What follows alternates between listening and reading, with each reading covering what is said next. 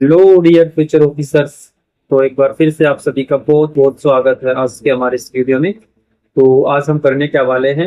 आज हम जो हमारी सीरीज चल रही है उसी का ही अगला पार्ट 2020 का CAPF एग्जाम जो हुआ है यूपीएससी का, उसका फुल पेपर एनालिसिस हम करेंगे। तो मैं उम्मीद करता हूँ कि आपने 2016, 17, 18 और 19 मतलब लगातार 4 सालों का जो पेपर डिस्कशन हमने किया है उसको देख लिया होगा। आज हम 20 का कर रहे हैं और इसी प्रकार हम 2025 तक ये कंप्लीट करने वाले हैं। तो बिना किसी देरी के हम स्टार्ट करते हैं आज के पहले क्वेश्चन से।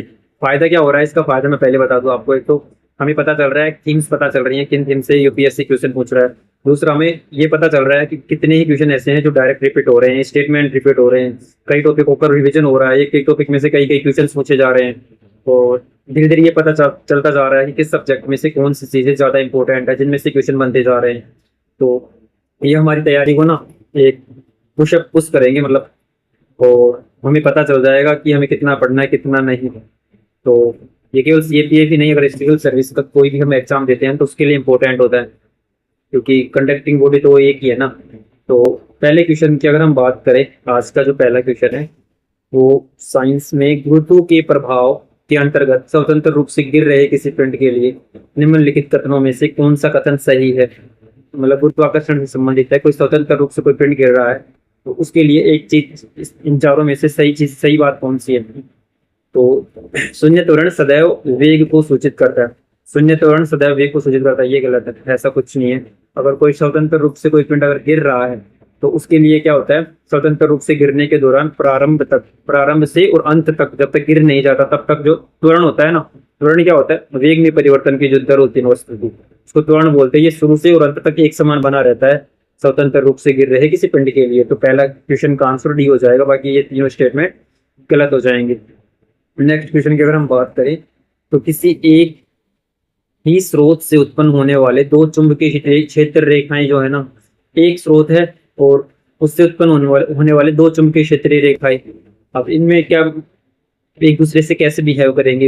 एक स्रोत से उत्पन्न हो रही दो चुंबकीय क्षेत्र तो वे कभी एक दूसरे को नहीं काटती, ये सही है, यही एकदम सही है। इसके अलावा एक ही बिंदु से आरंभ हो सकती है, नहीं ये सब कोई जरूरी नहीं है। एक ही बिंदु पर समाप्त हो सके, ये भी कोई जरूरी नहीं है। स्थिति के अनुसार एक दूसरे को काट सकते हैं, नहीं वो कभी एक दूसरे को नहीं काटती। तो इसका सही आंसर यही हो जाएगा, ए, स्टेटमेंट ए। इसके अलावा फ्लेमिंग के संदर्भ में फ्लेमिंग के जो वामहस्त का नियम, फ्लेमिंग के वामहस्त का जो नियम है वो किससे संबंधित है, वो क्या कहता है।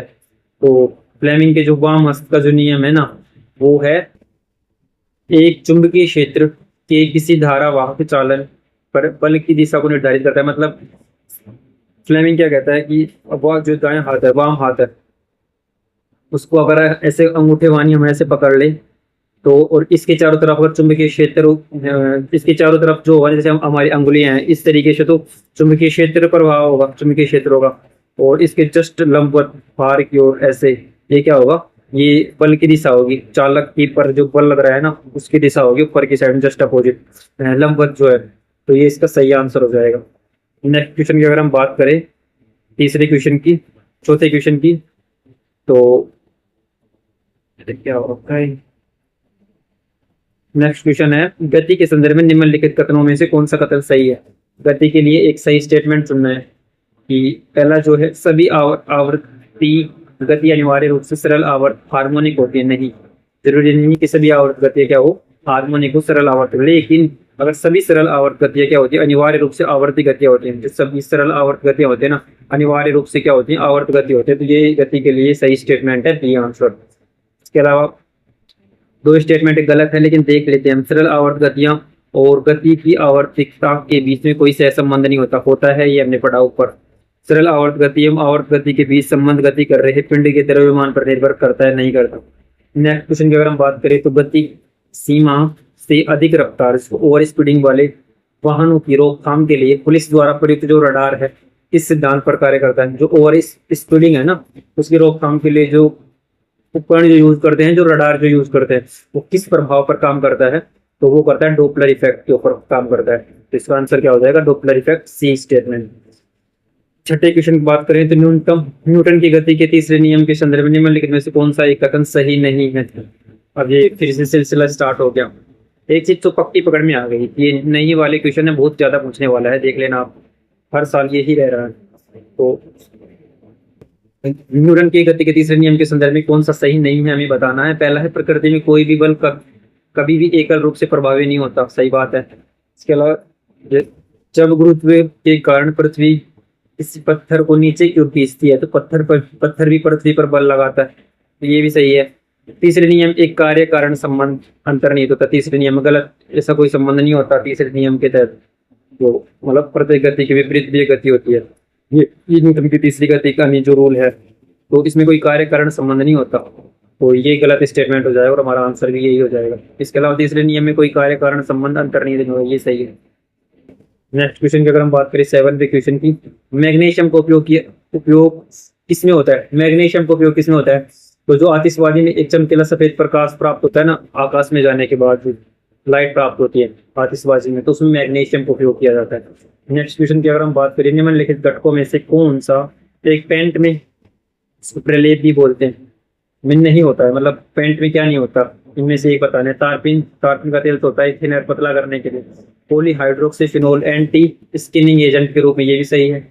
तो थायोयूरिया त्वरक नहीं होता, मतलब थायोयूरिया नहीं होता पेंट में, बल्कि टाइटेनियम डाइऑक्साइड वर्णक भी होता है रंग प्रदान करने के लिए, तो इसका आंसर हो जाएगा सी। इसके अलावा फिर से नई वाला क्वेश्चन देखो, बैक टू बैक आ रहे हैं। क्षारीय मृदा धातुओं के संदर्भ में निम्नलिखित कथनों में से कौन सा एक सही नहीं है। क्षारीय मृदा धातुओं के संबंध में गलत स्टेटमेंट बताना, और यहाँ से देखो आपको मैं एक चीज बताऊंगा जब हम आंसर तक पहुंचेंगे, तो स्ट्रांसियम लवण दहन पर लाल ज्वाला उत्पन्न करता है, सही स्टेटमेंट है। स्ट्रांसियम कैसा, लाल, जब उसको जलाते हैं तो लाल ज्वाला उत्पन्न करता है। वहीं चिकित्सा में एक्स किरणों द्वारा किसी रोगी को भी आहार नाल की जांच के लिए बेरियम धातु का उपयोग किया जाता है। चिकित्सा में एक्स किरणों के द्वारा किसी रोगी की आहार नाल की जांच के लिए बेरियम धातु, यही सही है। प्रकाश संश्लेषण से सूर्य के प्रकाश से ऊर्जा ग्रहण करने के लिए प्रणहरित के निर्माण हेतु हरे पादपों को मैग्नीशियम की आवश्यकता होती है। एक तो ये देख लो, इसमें स्टेटमेंट देखिए पूछा था 2017 था या शायद 16 था, कि प्रकाश जो संश्लेषण की क्रिया करते हैं ना, उसमें पादपों में क्या क्या मौजूद होता है। उसमें क्लोरोफिल तो नहीं था, लेकिन मैग्नीशियम उसका आंसर था, और इसमें ये स्टेटमेंट बना के दे दिया ये, तो एक स्टेटमेंट तो ये रिपीट हो रहा है। दूसरा नेक्स्ट वाला देखो तुम, नेक्स्ट वाले क्वेश्चन जब उसने पूछा था कि कौन से रत्न में बेरिलियम धातु होती है, और इसमें देखो डी स्टेटमेंट क्या दे रखा है, रूबी रत्न की लाल रंग इसमें उपस्थित बेरिलियम तत्व के कारण होती है। और वहां पे हमने क्या किया था, रूबी रत्न में बेरिलियम नहीं था, किसमें था, पन्ना में था, तो यही गलत है। अब भी ये गलत है, तो सही नहीं है पूछा है, तो डी आंसर हो जाएगा। मतलब ये दोनों स्टेटमेंट बिल्कुल ही रिपीट हुए हैं, सेम टू सेम, पहले अलग एक सेपरेट क्वेश्चन था, एक ही क्वेश्चन में आ गए। नेक्स्ट क्वेश्चन की अगर हम बात करें, निम्नलिखित गैसों में से किस गैस में से विद्युत प्रभावित करने पर लाल प्रकाश उत्सर्जन होता है। तो जो नियोन गैस है ना, उसमें अगर हम विद्युत प्रभावित करते हैं तो लाल रंग का प्रकाश उत्पन्न होता है, तो आपको ये याद रखना है।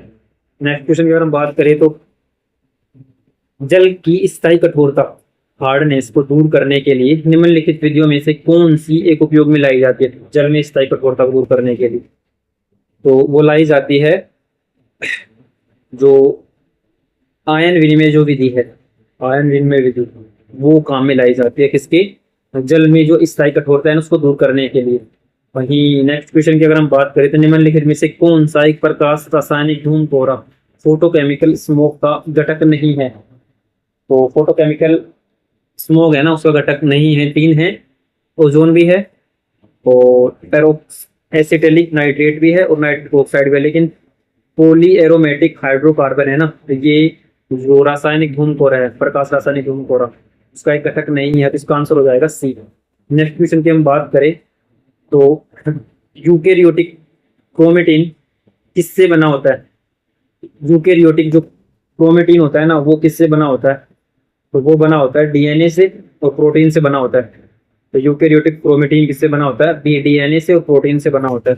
नेक्स्ट क्वेश्चन की अगर हम बात करें, 14th क्वेश्चन की, तो निम्नलिखित में से कौन सा एक संघ, इसको फाइलम में आप द्विपार्श्व सममित और त्रिकोणिकी काय वाले ऐसे जंतु को रखेंगे जिसमें वास्तविक आंतरिक भुआ अनुपस्थित होती है। मतलब कौन सा, जो किस संघ में जो जीव होता है ना, उसमें क्या नहीं होता, जो वास्तविक आंतरिक भुइका उपस्थित नहीं होती, तो वो जीव किस संघ में आता है, तो वो आता है जो प्लेटी हेल्मिथीस जो है, इसमें आता है प्लेटी हेल्मिनेथीज जो है इस संघ के जो जीवों में क्या नहीं पाया जाता, वास्तविक आंतरिक भूमिका नहीं पाई जाती।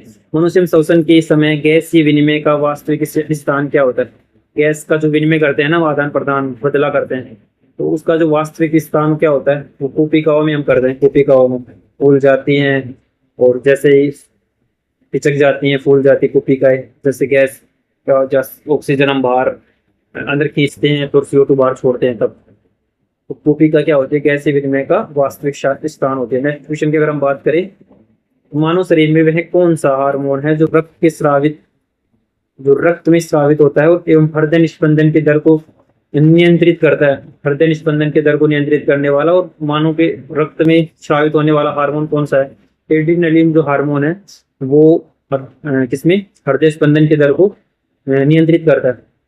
तो ये आंसर हो जाएगा। नेक्स्ट क्वेश्चन की बात करें तो मानव में कुछ रसायन जो तंत्रिका कोशिकाओं के बीच अंतर्ग्रंथन सिनेप्स को पार कर लेते हैं कहाँ से मोचित होते हैं? मानव के कुछ रसायन है जो किसको? तंत्रिका कोशिकाओं के बीच में सिनेप्स को पार कर लेते हैं, वो कहाँ से मोचित होते हैं? तो वो मोचित होते हैं तंत्रिका कोशिकाओं के तंत्रिका सिरे से, जिसको नर्व एडिंग बोलते हैं ना, वहां से ये मोचित होते हैं, वहां से निकलते हैं। नेक्स्ट क्वेश्चन की अगर हम बात करें 18वें क्वेश्चन की, तो निम्नलिखित में से कौन सा एक पट्टिकाणु प्लेट का प्रमुख कार्य है? प्लेटलेट का प्रमुख कार्य, ये देख लो क्वेश्चन रिपीट हो गया, बिल्कुल हो गया। उसमें पूछ रखा था कि रक्त का थक्का बनाने के लिए, एक क्वेश्चन तो विटामिन का पूछा था, कौन सा विटामिन जिम्मेदार है, और उसके नेक्स्ट ईयर जस्ट दूसरे साल अगले साल पूछा था, मैंने 2018 में पूछा था कि जो रक्त का थक्का जमाने के लिए क्या जिम्मेदार है, विटामिन के अलावा पूछा था, तो उसमें रक्त का थक्का जमाने के लिए प्लेटलेट आई थी। और अब इसमें पूछा है कि कौन सा पट्टिकाणु का प्रमुख कार्य है? पट्टिकाणु का प्रमुख कार्य जो प्लेटलेट का प्रमुख कार्य वही है रक्त का स्कंदन, मतलब रक्त का थक्का जमाना। तो नेक्स्ट क्वेश्चन की हम बात करें तो एक इलेक्ट्रॉन एवं प्रोटॉन एक फोटोन की समान द्विब्रोगली तरंग दैर्घ्य है, इसका आशय है कि उसमें निम्नलिखित समानता है। क्या किस चीज को लेकर समानता होती है? जिसमें इलेक्ट्रॉन प्रोटॉन के समान द्विब्रोगली तरंग दैर्घ्य होती है, तो उनमें होती है रेखीय संवेग को लेकर समानता होती है, रेखीय संवेग को लेकर समानता होती है। नेक्स्ट क्वेश्चन में वो तेल व जल मिश्रित नहीं होते हैं, ऐसा किस गुणधर्म के कारण होता है? तेल और जल आपस में मिश्रित नहीं होते, मतलब मिलाओगे ना आप तो मिलेंगे नहीं, वो तेल ऊपर तैरने लग जाएगा। तो ये किस गुणधर्म के चलते होता है? तो ये किस गुणधर्म के चलते होता है? पृष्ठ तनाव, सरफेस टेंशन के चलते होता है। तो इसका आंसर हो जाएगा डी। नेक्स्ट क्वेश्चन की बात करें, त्रिक बिंदु पर पदार्थ का सह अस्तित्व किसमें होता है? मतलब त्रिक बिंदु है ना, उसको ट्रिपल पॉइंट बोलते हैं, उस पर पदार्थ का सह अस्तित्व तीनों अवस्थाओं में होता है, द्रव प्रावस्था, ठोस एवं वाष्प प्रावस्था। तो इसमें डी आंसर आ जाएगा, तीनों प्रावस्थाएं।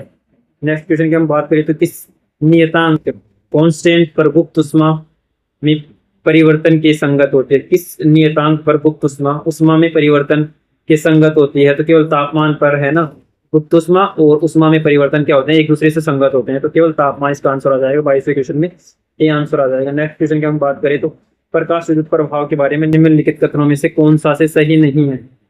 जो प्रकाश विद्युत प्रभाव है उससे संबंधित 3 स्टेटमेंट सही गलत हमें छांटना है। तो इसमें पहला जो स्टेटमेंट क्या बोल रहा है, प्रकाश विद्युत प्रभाव की व्याख्या करने के लिए अल्बर्ट आइंस्टीन की भौतिकी में नोबेल पुरस्कार प्राप्त हुआ था। तो ये सच ही नहीं है, बिल्कुल सही है। प्रत्येक धातु के लिए एक देहली आवर्ती V0 होती है, जिसके नीचे यह प्रभाव अभिलक्षित नहीं होता। V0 के नीचे प्रभाव कौन सा? जो प्रकाश विद्युत प्रभाव है ना, वो अभिलक्षित नहीं होता, ये भी सही है। किसी आवर्ती V को V0 पर, उसको म्यू भी बोलते हैं, म्यू और म्यू0 पर अपेक्षित इलेक्ट्रॉनों की गतिज ऊर्जा आपतित प्रकाश की आवृत्ति में वृद्धि करने पर परिवर्तित नहीं होती। गलत है, परिवर्तित होती है।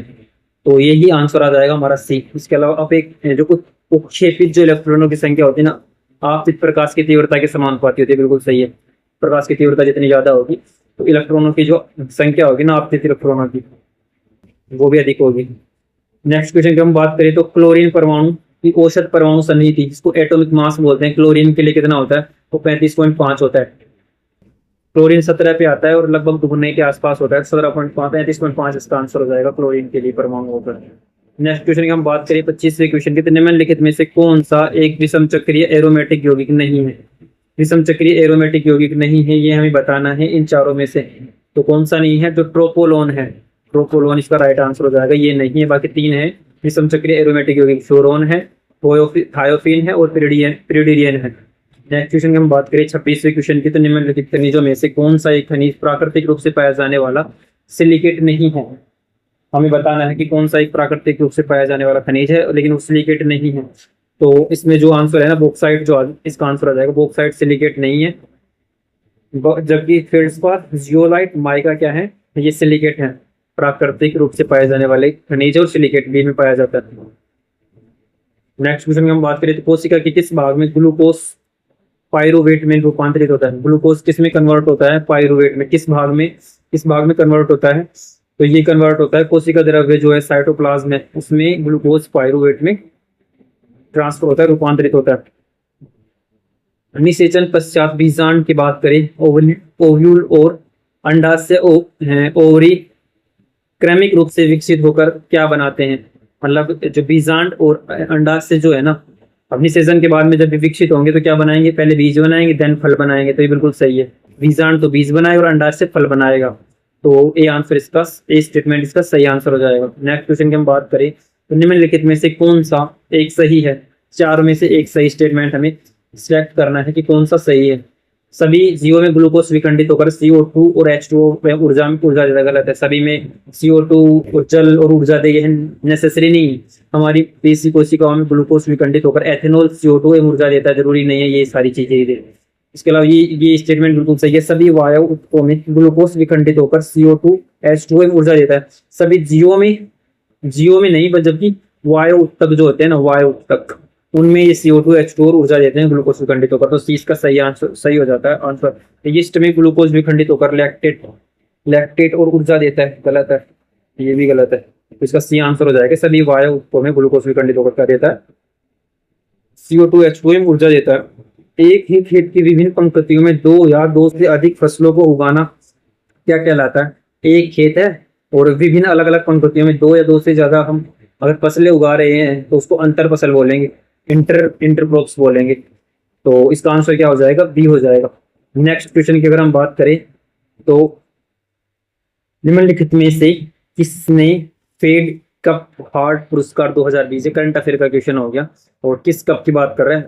फेड कप हार्ट पुरस्कार किसने जीता था? तो हमारे लिए तो इम्पोर्टेंट ये है, इसलिए हो जाता है कि इस प्रकार का कप कोई अगर 2025-26 में हुआ है तो उसको हम देख ले एक बार कि किसने जीता है हल्की नजरों से।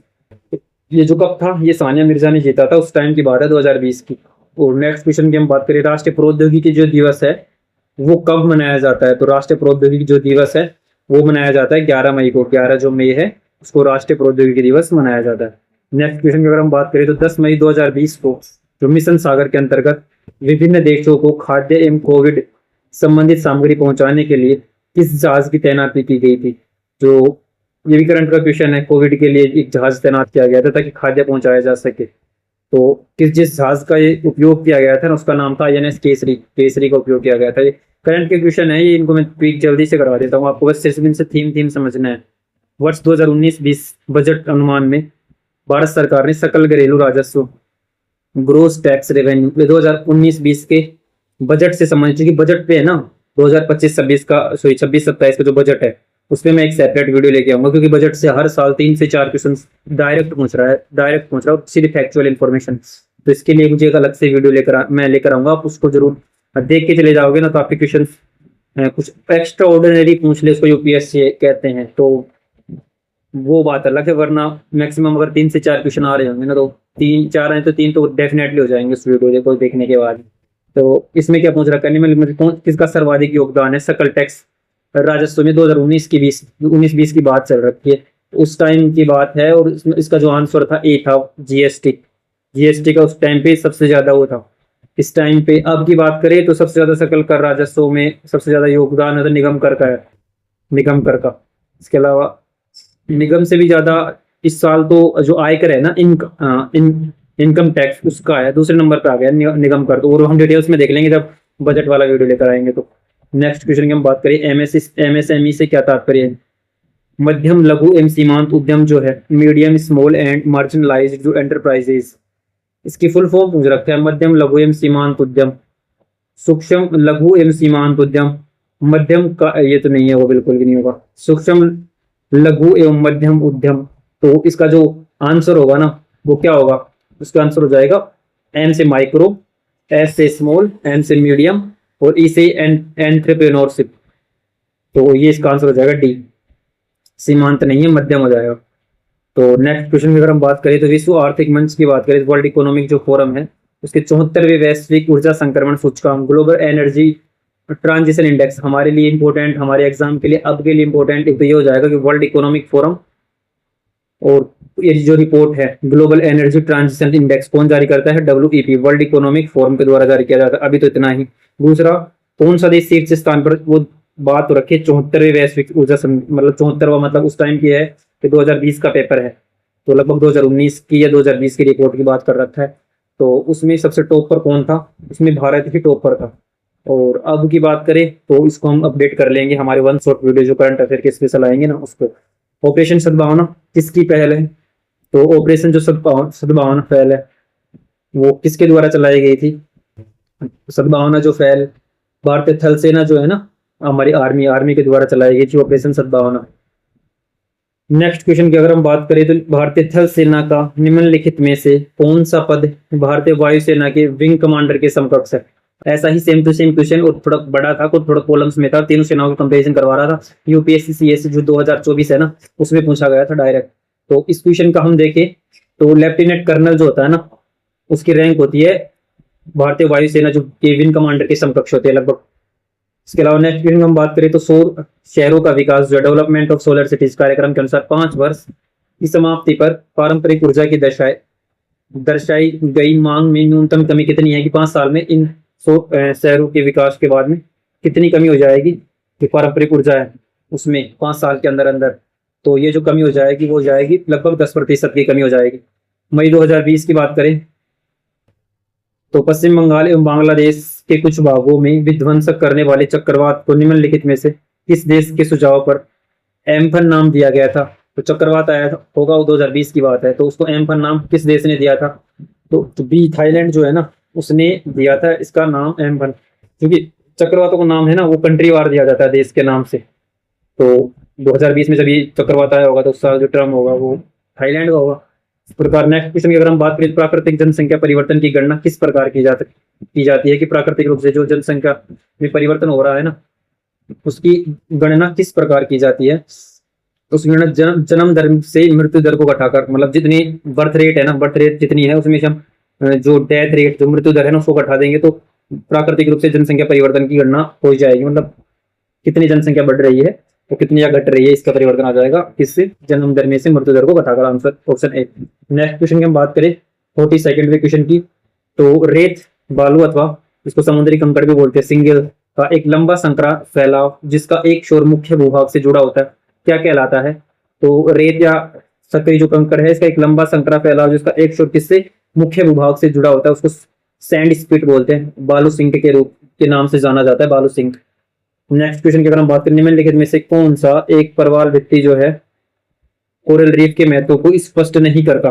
3 इसमें कोरल जो रीफ है उसके महत्व को दर्शाते हैं, 3 पॉइंट और 1 पॉइंट नहीं दर्शाता। कौन सा है, इसमें लोगों को रोजगार मिलता है, लोगों को रोजगार मिलता है, बिल्कुल सही है, इससे लोगों को रोजगार मिलता है।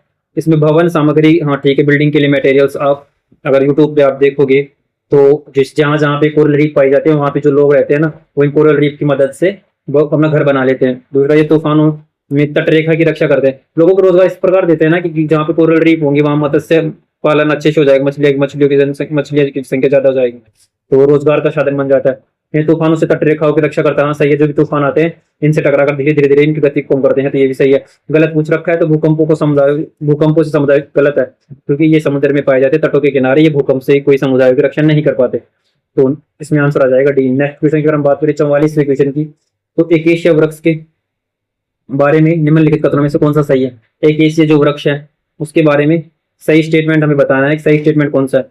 तो ये एक लंबा उथला जड़ तंत्र होता है जिसमें नमी आर्द्रता प्राप्त करने के लिए समर्थ बनाता है। मतलब की जड़ें होती हैं लंबी होती है, उथली होती है। एकेशिया मैंग्रोव में पाए जाने वाले वृक्ष होते हैं जिसमें जड़ें ऊपर उठी हुई भी होंगी, धरती से बाहर आ जाती हैं फिर अंदर चली जाती है, तो ये सही स्टेटमेंट है। इसके अलावा जल की हानि को रोकने के लिए इसकी पत्तियां कांटेदार होती हैं, इसकी पत्तियां कांटेदार, बिल्कुल सही है। और इसकी जो चौड़ा शीर्षक होता है ना, वाइड क्राउन होता है, जो पर्ण समूह या अधिकतम सूर्य ताप को अवशोषित कर सकते हैं। तीनों स्टेटमेंट इसमें सही आंसर है, तो डी आंसर इसका राइट आंसर हो जाएगा। नेक्स्ट क्वेश्चन की हम बात करें तो दर्द भाषा समूह, दर्दिक ग्रुप ऑफ लैंग्वेज किस भाषा परिवार से संबंधित है? दर्द, दर्द भाषा समूह। किस भाषा? जो भारों पे इंडो यूरोपियन है ना, उस भाषा परिवार से संबंधित है ये दर्द भाषा समूह, दर्दिक ग्रुप ऑफ लैंग्वेज जो है। नेक्स्ट क्वेश्चन हम बात करें 2011 की जनगणना में भारत की श्रमजीवी जनसंख्या को 4 प्रमुख वर्गों में विभाजित किया गया। निम्नलिखित में से कौन सा एक इन 4 वर्गों में से नहीं है? 2011 की जनगणना में भारत की श्रमजीवी जनसंख्या को किसमें 4 पार्टों में बांटा गया? जनगणना से भी हर साल क्वेश्चन आ रखा है, हर साल क्वेश्चन आ रहा है जनगणना से, लेकिन थोड़ा बदल बदल के आ रहा है। एक बार लिंगानुपात पूछ लिया था, एक बार जनसंख्या घनत्व पूछ लिया था, और इस बार पूछ रखा है कि श्रमजीवी जनसंख्या को 4 पार्ट्स में विभाजित किया गया है। तो निम्नलिखित में से इन चारों में से वो कौन सा, मतलब 4 वर्ग जो है उनमें से कौन सा एक वर्ग नहीं है? तो वो एक वर्ग जो नहीं है वो है घरेलू कामगार। घरेलू कामगार, इस तरह का कोई वर्ग नहीं बनाया गया, बल्कि खेतिहर भी बनाया गया कामगार, और खेतिहर मजदूर, औद्योगिक श्रमिक बनाया गया, लेकिन घरेलू कामगार कोई वर्ग नहीं बनाया गया इस तरीके का। नेक्स्ट क्वेश्चन की अगर हम बात करें तो 47वां जो क्वेश्चन है आवधिक श्रम बल सर्वेक्षण 2017-18 से संबंधित है। और इसमें पूछा क्या है? इसमें पूछा है कि भारत में रोजगार नियोजन नियोजन की स्थिति के बारे में निम्नलिखित कथनों में से सही स्टेटमेंट चूज करने हैं कि कौन कौन से सही है, किसके बारे में? रोजगार नियोजन के संदर्भ में। तो पहला स्टेटमेंट क्या दे रखा है? भारत में निर्माण क्षेत्र, जो कंस्ट्रक्शन क्षेत्र में भारी पुरुष कार्यबल में लगभग 10वें भाग को रोजगार दिया। मतलब पुरुषों का जो कंस्ट्रक्शन में वर्क है ना, वो लगभग 1/10 है कुल रोजगार का। तो पहला स्टेटमेंट बिल्कुल सही है। भारत में लगभग 1/4 शहरी महिला श्रमिक जो कामगार है वो विनिर्माण क्षेत्र, मैन्युफैक्चरिंग सेक्टर में कार्यरत है। जो शहर की लगभग 1/4 जो महिला कामगार है वो किसमें है? 1/4 किसमें है? जो कंस्ट्रक्शन काम है ना उसमें लगी हुई है। टोटल जितनी महिलाएं काम करती हैं, हर 4 में से एक महिला है। तो ये स्टेटमेंट भी सही है। भारत में ग्रामीण महिला श्रमिकों का 1/4 भाग कृषि क्षेत्र में नियोजित है। ऐसा ये नहीं है, बिल्कुल गलत है। भारत में 1/4 नहीं है, 1/4 से भी ज्यादा जो महिलाओं का पार्ट है मैक्सिमम आधे से भी ज्यादा या तो कृषि कार्य में लगा हुआ है या फिर घरेलू काम में, बस इसके अलावा। तो इसका आंसर हो जाएगा तीसरा गलत, 1 और 2 सही। तो बी आंसर इसका राइट आंसर हो जाएगा। 48वें क्वेश्चन की हम बात करें तो ये क्वांट और मैथ रीजनिंग वाले जो क्वेश्चन है, तो अगर आप पहले से जुड़े हुए हैं तो आपको पता होगा कि हम अलग से सीरीज करेंगे आफ्टर ये पेपर हो जाएंगे देन। तो इन क्वेश्चन के अलग से, क्वांट और मैथ रीजनिंग की अलग से सीरीज करेंगे। कुछ दिन के बचे ये पेपर, देन ये अलग से। तो मैं इनके आंसर तो आपको बता दे रहा हूँ, अगर आप प्रैक्टिस खुद से करते हैं तो बहुत अच्छी बात है, आंसर तक पहुंच सकते हैं, और नहीं तो मैं पीछे पीछे आ ही रहा हूँ आपके लिए सीरीज लेकर। तो 48वां जो क्वेश्चन है उसका आंसर ये आ जाएगा। नेक्स्ट क्वेश्चन की बात करें, वैसे ये जो क्वेश्चन है ना ये इकोनॉमिक्स का क्वेश्चन है। कुमार द्वारा समोसे के लिए मांग की कीमत लोच, प्राइस इलास्टिसिटी डिमांड क्या है? इसका आंसर 1.33 आएगा। नेक्स्ट क्वेश्चन अगर हम बात करें 49वें क्वेश्चन की, भारत में खाद्य मुद्रास्फीति फूड इन्फ्लेशन का आकलन है ना करने के लिए निम्नलिखित में से कौन सी पण्य वस्तुएं कौन कौन सी शामिल हैं? इसमें शामिल किए गए हैं मुद्रास्फीति की गणना करते समय, किन किन को शामिल किया गया है? ऐसा क्वेश्चन ने पूछा है। तो 49वें क्वेश्चन पहला स्टेटमेंट जो बोल रहा है वो गेहूं बोल रहा है, दूसरा धान, तंबाकू, चीनी और शक्कर। शामिल किन किन को किया गया है? तो गेहूं को भी, धान को भी, चीनी या शक्कर को, तंबाकू को शामिल नहीं किया गया। तो इसका आंसर डी हो जाएगा 1, 2, 4। नेक्स्ट क्वेश्चन की अगर हम बात करें, हरित क्रांति के प्रथम चरण 1966 से जो 72 तक चला था के भाग के रूप में निम्नलिखित में से किन राज्यों में, पहले भाग की बात कर रखा है तो किन राज्यों में खाद्यान्नों की उपज देने वाली किस्में प्रवर्तित की गई थी? जो पहला चरण अपनाया गया था वो किन किन राज्यों में अपनाया गया था हरित क्रांति का? तो वो अपनाया गया था पंजाब और हरियाणा में अपनाया गया था, आंध्र प्रदेश और तमिलनाडु में दूसरा चरण था। तो इसका आंसर हो जाएगा 3 और 4, डी इसका राइट आंसर हो जाएगा। नेक्स्ट क्वेश्चन की अगर हम बात करें तो 51वां जो क्वेश्चन है, निम्नलिखित में से कौन से, हिस्ट्री के क्वेश्चन स्टार्ट हो गए। हड़प्पा सभ्यता में सर्वाधिक विशिष्ट जो शिल्प है स्टेटाइट शिल्प, मानचित्रत अनुमान की ईंट, स्वर्ण कंगन और रजत चांदी या पीक दान जो है, तो इनमें से कौन से हड़प्पा सभ्यता में जो यूनिक रूप से पाए जाते थे? तो इसका जो आंसर है वो एक तो ये हो जाएगा स्टीएटाइट जो सिल है जो, इसके अलावा मानकीकृत अनुपात की जो ईंट है 1:2:4 की जो अनुपात में जो ईंटें बनाई गई थी वो, ये दोनों उसके लिए विशिष्ट शिल्प हैं। इसके अलावा चूड़िया और चांदी तो और कई और अन्य जो सभ्यताएं हैं उनमें भी पाई गई थी। तो 1 और 2 इसका राइट आंसर हो जाएगा, 20 का राइट आंसर हो जाएगा। नेक्स्ट क्वेश्चन की अगर हम बात करें तो निम्नलिखित में से किस एक को मौर्य पूर्व काल में 16 महाजनपदों की सूची में शामिल नहीं किया गया? पूर्व भी था, वत्स भी था, गांधार भी था, कलिंग उड़ीसा में था, तो कलिंग इसमें शामिल नहीं था इन 16 महाजनपदों में। निम्नलिखित क्वेश्चन नंबर 53, धर्मशास्त्रों के अनुसार वैश्यों के कर्तव्यों के रूप में निम्नलिखित में से किन्हें निर्धारित किया गया था? कि धर्मशास्त्रों ने वैश्यों के कर्तव्य क्या निर्धारित किए थे? तो उन्होंने एक तो वेदों का अध्ययन करना और व्यापार करना, दोनों के दोनों सही। वेदों का अध्ययन करना वैश्यों के कर्तव्यों के रूप में निम्नलिखित में से किन्हें निर्धारित किया था? तो दोनों ही थे। इनके उद्देश्य एक तो वेदों का अध्ययन कर सकते थे या व्यापार करते थे। नेक्स्ट क्वेश्चन की अगर हम बात करें तो निम्नलिखित में से कौन सा से कथन सही है, सही स्टेटमेंट हमें बताना है। तो पहला है सातवाहनों ने पश्चिम भारत एवं दक्कन के हिस्सों का शासन किया था। पिछला ही जो पेपर हमने डिस्कस किया था उनमें सातवाहनों के बारे में क्वेश्चन था कि मात्र तो वंशीय तो नाम रखते थे, पितृ पैट्रियार्क के रूप में शासन का काम चलाते थे। अब फिर से सातवाहनों के ऊपर कुछ क्वेश्चन आया अगले साल। सातवाहनों ने पश्चिम भारत एवं दक्कन के हिस्सों पर शासन किया है, बिल्कुल सही है। इसके अलावा सातवाहनों ने सुदर्शन झील की मरम्मत की और इसका पुनर्निर्माण करवाया था। ये सातवाहनों ने नहीं करवाया था बल्कि रुद्रदामन ने करवाया था, जो कुषाण था। और मौर्य जो चंद्रगुप्त मौर्य ने इसकी स्टार्टिंग की थी। तो दूसरा तो गलत हो जाएगा, केवल एक स्टेटमेंट सही हो जाएगा। तो 54वें क्वेश्चन में क्या आंसर क्या आ जाएगा, ए आंसर आ जाएगा। नेक्स्ट क्वेश्चन की अगर हम बात करें तो भारत के संविधान में प्रतिष्ठापित मूल कर्तव्यों के संबंध, हर साल मूल कर्तव्य से, हर साल डीपीएसपी से और हर साल फंडामेंटल राइट से एक क्वेश्चन तो जरूर देखने को मिल रहा है, यहाँ तक कि दो दो तीन तीन मिल रहे हैं। तो अब इस बार फंडामेंटल ड्यूटीज के संबंध में क्या सही नहीं है, पिछले में पूछा था फंडामेंटल जो डीपीएसपी है उसमें उसके संबंध में क्या सही नहीं है। मूल कर्तव्य मूलतः संविधान का एक अंश नहीं थे, मूलतः नहीं थे, 42वें संविधान संशोधन में लाए गए थे। तो ये स्टेटमेंट बिल्कुल सही है। सार्वजनिक संपत्ति की रक्षा करना और हिंसा को त्याग करना मूल कर्तव्य सही है। और ये रिट के माध्यम से परिवर्तनीय योग्य नहीं है, सही है। ये न्यायालय द्वारा परिवर्तनीय नहीं है। तीनों स्टेटमेंट सही है। तो हमारे आंसर तो होंगे नहीं, क्योंकि गलत पूछा है। गलत क्या होगा, विधि की वैधानिकता निर्धारित करने के लिए प्रयुक्त नहीं किया जा सकता। इनको प्रयुक्त किया जा सकता है, सुप्रीम कोर्ट ने एक डिसीजन के माध्यम से कहा था कि आप इनका यूज कर सकते हो विधि की जो है वैधानिकता निर्धारित करने के लिए, इनका इन फंडामेंटल ड्यूटीज का। तो ये गलत स्टेटमेंट हो जाएगा।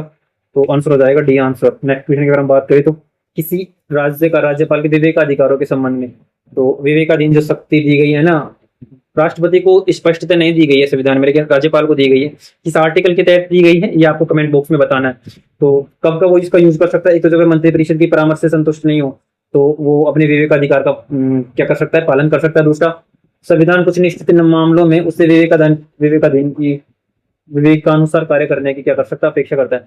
तो ये बिल्कुल सही स्टेटमेंट है। मैंने बोला था, क्वेश्चन भी पूछा इससे संबंधित, क्या है विवेक के निकटवर्ती संघ राज्य क्षेत्र के प्रशासक के रूप में नियुक्त किया गया हो।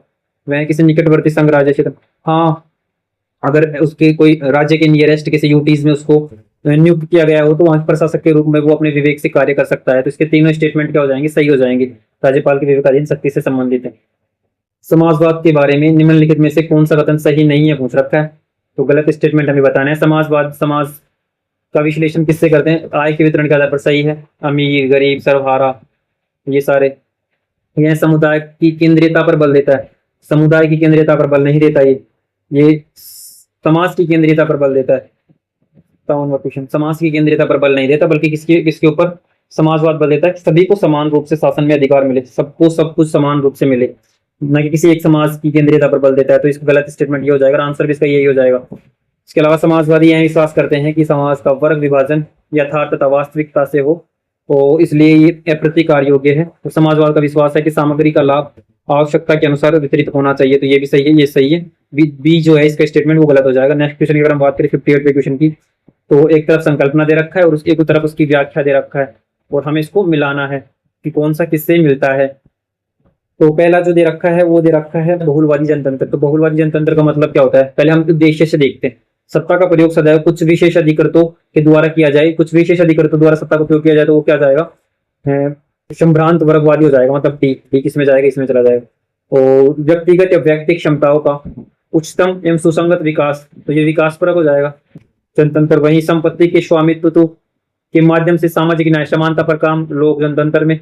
और बहुलवादी जनतंत्र में क्या हो जाएगा, शासकीय उत्तरदायित्व जो है सुनिश्चित करना, किसके लिए, समूह की क्षमता के लिए। ये जो बहुलवादी जनतंत्र है ये स्टेटमेंट रिपीटेशन है हमारे पिछले क्वेश्चन से, पिछले ही कुछ क्वेश्चन से। इसके अलावा इसका आंसर क्या हो जाएगा, इसका आंसर हो जाएगा ए आंसर हो जाएगा। नेक्स्ट क्वेश्चन अगर हम बात करें 59वें क्वेश्चन, निम्नलिखित में से कौन सा एक केंद्रीय सार्वजनिक क्षेत्र उपक्रम सेंट्रल पीएसयू मिनी रत्न के रूप में मान्य कौन सा है। तो इसका आंसर हो जाएगा भारतीय जो विमान पतन जो प्राधिकरण है वो एक मिनी रत्न कंपनी के रूप में मान्यता प्राप्त है, वो भी केंद्रीय। नेक्स्ट क्वेश्चन हम बात करें 60वें क्वेश्चन की, मानव विकास सूचकांक बनाने के लिए संयुक्त राष्ट्र विकास कार्यक्रम जो यूएनडीपी है के द्वारा वर्तमान में निम्नलिखित में से कौन सा एक शैक्षिक विकास सूचक प्रयुक्त किया जाता है। किसके लिए, यूएनडीपी का जो मानव विकास सूचकांक बनाने के लिए इन सभी में से कौन सा एक हम उसके द्वारा यूज किया जाता है सूचकांक तैयार करने के लिए। तो वो तैयार किया जाता है, एक तो स्कूली शिक्षा की औसत वर्ष कितने हैं, कि स्कूल कितने साल, मतलब एवरेज जो आपकी उम्र है वो कितनी है स्कूली शिक्षा की, तो इसको आधार बनाया जाता है किसके लिए, मानव विकास सूचकांक बनाने के लिए। इसके अलावा नेक्स्ट क्वेश्चन की अगर हम बात करें, एडम स्मिथ के द्वारा निम्नलिखित में से किसे अदृश्य शक्ति इनविजिबल हैंड के रूप में मान्यता दी गई है? तो वही दार्शनिक तरह का क्वेश्चन जो हर साल एक ना एक पूछा जाता है। तो जो अदृश्य शक्ति है ना, इनविजिबल हैंड, वो बाजार के लिए कीमत अंतर के लिए उपयोग की गई है। इसका आंसर हो जाएगा बी, निम्नलिखित। क्वेश्चन नंबर 62 की बात करें तो कृषि लागत एवं कीमत आयोग जो CACP है ना, के द्वारा गेहूं एवं चावल के लिए मूल्य स्तरों का निर्धारण किया जाना निम्नलिखित में से किस बात का एक उदाहरण है? तो वो जो CACP के द्वारा जो कीमतों का निर्धारण किया जाता है ना, किसके लिए, जो हम जिसको हम MSP बोलते हैं, MSP की जो कीमतों का निर्धारण कौन करता है? ये CACP करता है। तो इसके तहत जो चावल एवं गेहूं के मूल्य स्तरों का निर्धारण किया जाना, यह इस बात का उदाहरण है कि हमने पढ़े लिया MSP, मिनिमम सपोर्ट प्राइस, वो डिसाइड कर रहे हैं। इस बात का उदाहरण है कि वो MSP डिसाइड कर रहे हैं। नेक्स्ट क्वेश्चन की हम बात करें तो भारत में मोबाइल फोन ऑपरेटर बाजार निम्नलिखित में से किस बात का उदाहरण है? मोबाइल फोन ऑपरेटर जो बाजार है वो किस बात का उदाहरण है? वो है अल्पाधिकार का, मतलब है ओलिगोपोली का उदाहरण हो गया मोबाइल फोन ऑपरेटर बाजार जो है अल्पाधिकार का। नेक्स्ट क्वेश्चन की हम बात करें तो गैर निष्पादित संपत्ति यानी NPA जो है, नॉन परफॉर्मिंग एसेट्स के रूप में व्यावसायिक बैंकों की परिसंपत्ति गुणवत्ता एसेट क्वालिटी के ह्रास के लिए हाल ही के वर्षों में निम्नलिखित में से किस सेक्टर का अंशदान है? NPA में सबसे ज्यादा जो बैंकों की व्यावसायिक संपत्ति है ना, उसकी गुणवत्ता के ह्रास के लिए अभी हाल मतलब कि हाल ही के वर्षों को पहुंच रखा है, मतलब 2019-20 के आसपास में। तो NPA किन कारणों से सबसे ज्यादा बढ़ रहा था? तो ये जो बढ़ रहा था औद्योगिक क्षेत्र के चलते, अवसंरचना इंफ्रा सेक्टर के चलते। तो इसमें आंसर जो था वो 2 और 3 था। कृषि एवं संबंधित क्षेत्र एवं सूचना क्षेत्र में NPA इतना नहीं बढ़ रहा था जितना कि औद्योगिक क्षेत्र का और जो अवसंरचना क्षेत्र है ना, इंफ्रास्ट्रक्चर का, उसका बढ़ रहा था। तो अभी हमारे लिए इंपॉर्टेंट ये हो जाता है कि 2025-26 में NPA जो अगर हो रहा है तो वो उसके लिए जिम्मेदार कारक कौन से हैं? 65 पे क्वेश्चन की बात करें तो निम्न समुद्री तरंगों ये 2 क्रमागत शीर्ष, जिसको क्रेस्ट और गर्त बोलते हैं, शीर्ष और गर्त, क्रस्ट और थ्रस्ट जो है, उसके बीच की दूरी को क्या कहते हैं? मतलब कि एक समुद्री तरंग है, उसके ऊपर शीर्ष श्रृंग और गर्त के बीच की डिस्टेंस को क्या कहते हैं? मतलब ये जो डिस्टेंस होती है ना, तो इसको क्या कहते हैं? इसको बोलते हैं तरंग दैर्ध्य। और इनको क्या बोलते हैं? इसको, इनके इस बीच की दूरी को ये आयाम होता है, आयाम। और श्रृंग क्या होता है? श्रृंग जो ये जो डिस्टेंस होती है, एक तरंग है, इसको 2 पार्ट्स में डिवाइड कर लो, एक तरंग है वो 2 पार्ट्स में डिवाइड हो गई। देखो ये तो है ना, ये कंप्लीट तो हो जाएगा यहाँ से यहाँ तक, एक सुरंग और एक गर्त की लंबाई तो आयाम हो जाएगी। ये ऊपर का सुरंग, ये गर्त, और ये पूरा एक आयाम हो जाएगा, आयाम। तो इसका आंसर हो जाएगा ए। निम्नलिखित में से कौन सा देश एक भूमध्य सागरीय देश नहीं है? तो इनमें से एक देश है जो भूमध्य सागर से लगता नहीं है, मतलब भूमध्य सागरीय देश नहीं है। तो वो है उत्तरी Sudan, north Sudan, south Sudan, north Sudan. ये अफ्रीका कंट्री है, याद है, अफ्रीका कंट्री है। और बाकी ट्यूनीशिया, लीबिया और इजिप्ट जो है ना, ये जो मेडिटेरेनियन सी है, भूमध्य सागर से अपनी बॉर्डर शेयर करती हैं।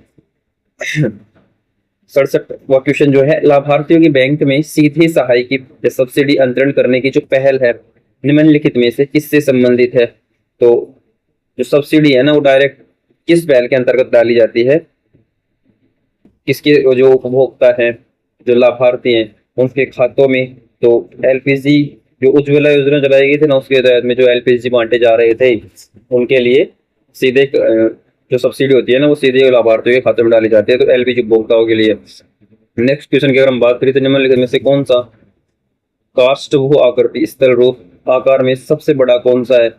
पोलजे, युवाला, विलेरंद्र या गोलरंद्र? तो आकार में सबसे बड़ा जो है ना, वो है पोलजे। पोलजे जो है वो आकार में इन सभी से बड़ा है। नेक्स्ट क्वेश्चन की हम बात करें तो सिंगापुर को पोर्ट ऑफ पोल के रूप में जाना जाता है, क्योंकि सिंगापुर जो है, सिंगापुर मैप में देखोगे तो भारत के दक्षिण पूर्व में स्थित है। इंडोनेशिया एक साइड इंडोनेशिया हो गया, मलेशिया के बीच में सिंगापुर हो गया, जो एक चौक पॉइंट है ना, स्टेट ऑफ मलक्का, तो उससे संबंधित है, उससे लगा हुआ है। तो ये जो इसको क्या बोलते हैं? पोर्ट ऑफ पोल भी कहते हैं। क्यों बोला जाता है पोर्ट ऑफ पोल इसको? क्योंकि ये पतन प्रमुख समुद्र मार्ग पर स्थित है यहाँ पर क्या है, जहाज ईंधन भरने, पानी लेने, इसको वाटरिंग बोलते हैं, खाद्य वस्तु लेने के लिए लंगर डालते हैं, तो इसलिए इसको क्या बोलते हैं, port of sale, port of call, port of call. Next question की अगर हम बात करें, पॉलिटिक्स क्वेश्चन है, निंदा प्रस्ताव के बारे में के संबंध में निम्नलिखित में से कौन सा कथन सही नहीं है बताना है।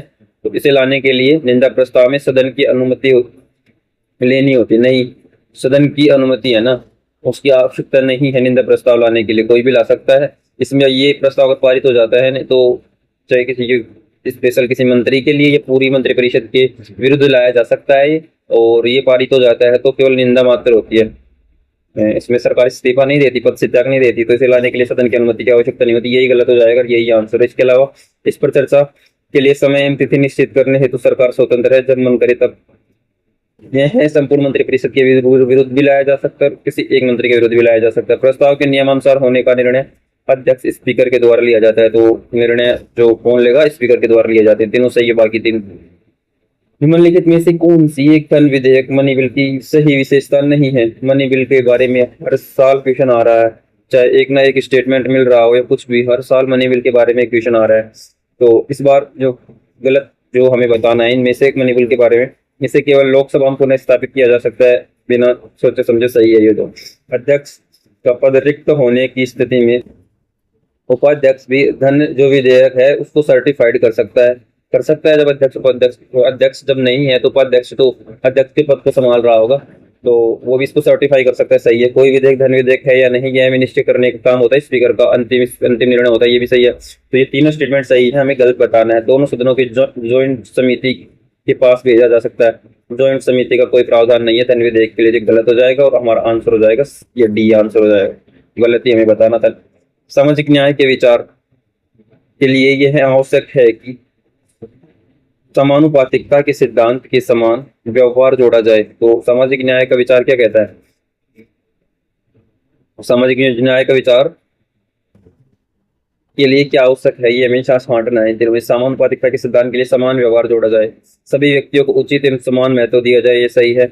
विशेष आवश्यकताओं को मान्यता देने के लिए व्यवहार की समानता से आगे बढ़ाना चाहिए। तो जो सामाजिक न्याय के सिद्धांत है ना, ये दो स्टेटमेंट कहता है कि सभी व्यक्तियों को उचित तथा समान महत्व मिले, और दूसरा विशेष आवश्यकताओं को मान्यता देने के लिए व्यवहार की समानता को आगे बढ़ाया जाए। समानुपातिकता के सिद्धांत में समान व्यवहार जोड़ा जाए, ये कोई जरूरी बात नहीं है। तो इसका जो आंसर हो जाएगा ना, वो 2 और 3 हो जाएगा, 2 और 3 यानी डी इसका राइट आंसर हो जाएगा। इसके अलावा नेक्स्ट क्वेश्चन की अगर हम बात करें तो 73 का क्वेश्चन, भारत के महान न्यायवादी के बारे में निम्नलिखित में से कौन सा कथन सही है, एक इनमें सही बताना है। तो सॉरी, सही नहीं है, सही नहीं है मतलब गलत स्टेटमेंट बताना है। गलत स्टेटमेंट कौन सा है आप महान न्यायवादी के बारे में।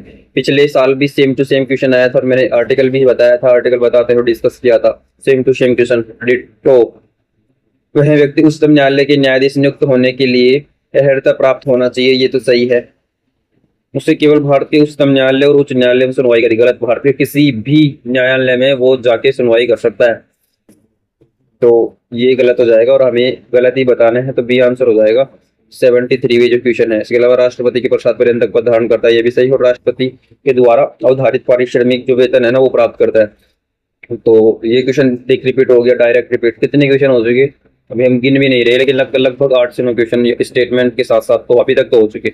पंचायतों के संबंध में निम्नलिखित में से कौन सा से कथन सही है। केवल संसद ही पंचायतों को शक्ति एवं प्राधिकार संपन्न बना सकती है, बिल्कुल गलत है। जो राज्य विधानमंडल है ना, उनको है ये अधिकार पंचायतों को शक्ति देने का, न कि संसद को। इसके अलावा केवल और लिख रखा है, अगर कुछ अधिकार संसद को है भी तो इसका मतलब ये थोड़ी ना है कि आप बाईपास ही कर दोगे राज्य विधानमंडल को, तो ये गलत हो जाएगा। राज्य आर्थिक विकास एवं सामाजिक न्याय हेतु योजना बनाने के लिए राज्य पंचायतों को संगठित शक्तियां क्या कर सकता है, डिवोल्व कर सकता है, तो ये बिल्कुल सही है, अभी हम बात की थी। राज्य आर्थिक विकास एवं सामाजिक न्याय हेतु योजनाओं के क्रियान्वयन के लिए भी पंचायतों को न्याय या डिवोल्व कर सकता है, मतलब शक्तियां को कम भी कर सकता है। हाँ, ये राज्य विधानमंडल के हाथ में कंप्लीट पावर है कि पंचायतों को शक्तियां दे भी सकता है, उनसे कुछ शक्तियां उनकी कुछ कम भी कर सकता है। तो इसका आंसर हो जाएगा सी, 2 और 3 आंसर हो जाएगा। 75वें क्वेश्चन की बात करें तो दक्षिण भारत में भक्ति आंदोलन के बारे में निम्नलिखित में से कौन सा एक सही नहीं है। तो साउथ में जो भक्ति आंदोलन जो चला था उसके बारे में हमें गलत स्टेटमेंट चूज करना है कि गलत कौन सा। एक तो नाला हीरा दिव्य प्रबंधन को तमिल वेद भी कहा जाता है, ये बिल्कुल सही है। नालईरा दिव्य प्रबंधनम, तमिल वेद बोलते हैं इसको। पांडालिक अलवार दीप, सही है। अलवार मतलब विष्णु विष्णु भगवान के भक्त, और नैनार मतलब जो शिव जो है भगवान शिव उनके भक्त। कराकल्लाई मायर विष्णु की भक्ति, ये गलत है। तो संत अपर और संत सुंदर की धात्विक प्रतिकृतियां बनाई गई थी और एक शिव मंदिर की प्रतिष्ठा भी बनाई गई थी, ये भी सही है। तो इसमें गलत क्या हो जाएगा? कर्राइकल एम मायर जो है ना विष्णु की भक्त नहीं शिव की भक्त थी, तो ये गलत हो जाएगा। नेक्स्ट क्वेश्चन की अगर हम बात करें, निम्नलिखित में से कौन सा किरातार्जुनम, किरातार्जुनियम के रचयिता कौन है? ये इस तरीके के क्वेश्चन डायरेक्ट पूछे जाते हैं, सीएसए में भी डायरेक्ट, यूपीएससी का किसी भी एग्जाम को उठा के देख लो, डायरेक्ट पूछे जाते हैं इस तरीके के क्वेश्चन। तो किरातार्जुनियम किसकी थी? भारवी की किरातार्जुनियम, किरातार्जुनियम के भारवी के किरातार्जुनियम, ये इस तरीके से याद रख लो आप कि भारवी के किरातार्जुनियम भारवी की रचना थी। तो 77वां जो क्वेश्चन है 77, तो निम्नलिखित में से कौन सा एक कंडारिया, सॉरी कंडारी हिंदी में देखो कंडारी लिखा, कंदरिया महादेव होगा, मतलब कंदरिया महादेव का सही विवरण है। कंदरिया महादेव कहाँ पे है ये? तो जो खजुराहो है ना उसके एक मंदिर है, खजुराहो के मंदिर में ही ये बना हुआ है जो कंदरिया महादेव का मंदिर। तो इसका आंसर हो जाएगा डी। लिंगायतों के बारे में, निम्नलिखित में से लिंगायतों के बारे में विचार करना है। तो ये अपने मृतकों को मिट्टी में गाड़ते थे, बिल्कुल सही है। बेशक ये शिव शिव भगवान को मानते हो, लेकिन ये क्या करते थे, जो शव थे ना उनको किस में गाड़ते थे? मिट्टी में गाड़ते थे, शवों को मिट्टियों में दफनाते थे। और इसके अलावा ये जाति व्यवस्था विशेषकर शुद्धता मलिनता के सिद्धांत पर अत्यधिक विश्वास करते थे, गलत। ये मतलब किसी जाति व्यवस्था पर इस तरीके कोई इसमें किसी वर्ग व्यवस्था पर ये विश्वास नहीं करते थे। मृतकों को क्या कहते अपनाते थे, बिल्कुल सही है। बाल विवाह के विरोध में विधवा पुनर्विवाह के पक्षधर थे, सही है बिल्कुल। तो ये समाजवादी एक ये समुदाय की तरह था लिंगायत समुदाय को। और इसके जो लिंगायत समुदाय के जो संस्थापक थे ना उनका नाम आपको कमेंट बॉक्स में पिन करना है, लिखना है। तो इसका जो आंसर हो जाएगा 1 और 3 हो जाएगा, तो डी इसका राइट आंसर हो जाएगा। इसके अलावा निम्नलिखित में से किस स्थान पर विट्ठल मंदिर स्थित है? तो जो विट्ठल मंदिर है ना वो हम्पी में है, हम्पी में विट्ठल, हम्पी का विट्ठल मंदिर। नेक्स्ट क्वेश्चन की बात करें तो भारत की संघ सरकार की शक्तियों के संबंध में निम्नलिखित कथनों में से कौन सा एक सही नहीं है? गलत स्टेटमेंट थी, बताना है इनमें से कौन सा एक स्टेटमेंट जो गलत है। तो भारत सरकार भारत के बाहर किसी राज्य क्षेत्र के विधायी कार्यों को उस राज्य क्षेत्र की सरकार के साथ समझौता करके अपने हाथ में ले सकती है, तो बिल्कुल ले सकती है, ये बिल्कुल सही स्टेटमेंट है। संघ सरकार किसी राज्य सरकार को उन मामलों के कार्य सौंप नहीं सकती जहां संघ की कार्यकारी शक्ति प्रभावी होती, गलत। संघ सरकार भी अपने कुछ मामलों को, कुछ कार्यों को जो कि संघ के सूची के कार्य हैं उनको राज्यों को सौंप सकती है, तो ये गलत हो जाएगा। राज्य भी तो सौंप सकते हैं अपने कुछ विषय है जिन पर कानून वगैरह बनाना है, वो तो उनको आर्टिकल 249, 250, 252 ये तीनों संबंधित आर्टिकल इसी तरीके के हैं जो बताते हैं कब कब राज्य अपने कोई भी जो कानून है उनको संघ सरकार को सौंप सकते हैं। तो ये दूसरा गलत हो जाएगा और यही हमें गलत ही आंसर देना था, तो 20 का राइट आंसर हो जाएगा। इसके अलावा संघ सरकार सैन्य महत्व के संचार के साधनों के निर्माण और रखरखाव के लिए राज्यों को निर्देश दे सकती है, तो आर्टिकल 355 हो गया। जो राज्यपाल भारतीय सरकार की अनुमति से उसके अधिकारियों को ऐसे कार्य सौंप सकते हैं जो राज्य की कार्यकारी शक्ति के अंतर्गत आते हैं, राज्यपाल सौंप सकता है, तो सही है। इतनी बाकी 3 स्टेटमेंट तो करेक्ट है और बी जो है वो गलत स्टेटमेंट है। तो नेक्स्ट क्वेश्चन की अगर हम बात करें तो भारत के संविधान के उपबंधों के अनुसार निम्नलिखित में से कौन सा एक कथन जो है वो सही है? इसमें 3 गलत है और 1 सही है, हमें वो सही बताना है। स्मृति सूची के दिन किसी विषय पर विधान बनाने की शक्ति केवल संसद को है, गलत। संसद अगर चाहे तो कोई विषय है ना उसको राज्य सरकार को भी सौंप सकती है, तो गलत हो जाएगा। स्मृति सूची के दिन किसी विषय पर विधान बनाने की शक्ति संसद एवं राज्य विधानमंडल दोनों के पास है, बिल्कुल सही है। और यहाँ पे भी देखो संवर्ती सूची था मैंने, हाँ संवर्ती सूची का मतलब यही है जिससे दोनों कानून बना सके, तो इसका बी राइट आंसर हो जाएगा।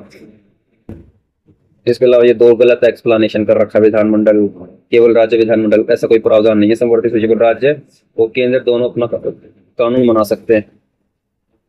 इसके अलावा नेक्स्ट क्वेश्चन की अगर बात करें, राज्य सरकार राज्य सूची के अंतर्गत, मतलब देखो लिस्ट से क्वेश्चन बार बार 2 से 3 क्वेश्चन हो गए जो केवल सूचियों से प्रश्न आ रहे हैं।